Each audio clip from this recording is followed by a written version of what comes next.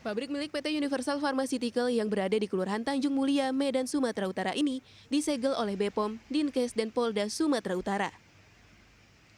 Tujuannya tidak lain agar obat produksi pabrik ini tidak lagi diedarkan di masyarakat.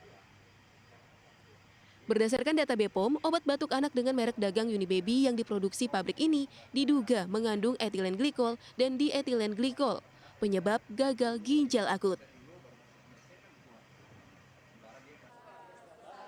Tidak berhenti di penyegelan pabrik, pihak kepolisian juga akan melakukan razia ke pasar untuk memastikan obat batuk anak ini tidak lagi dijual ke masyarakat. Kita nanti akan turun ke lapangan untuk menarik obat itu dari pasar, baik di dalam toko obat maupun tempat-tempat penjualan obat lainnya serta rumah sakit.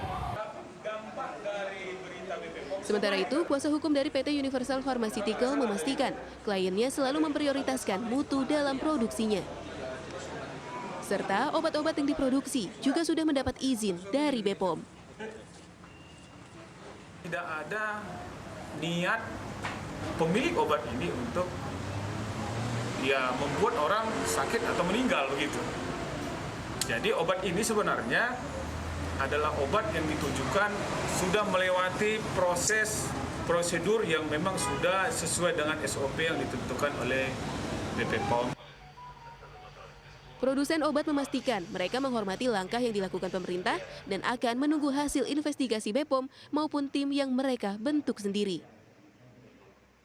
Dari Medan, Sumatera Utara, Wahyu Maulana, RTV.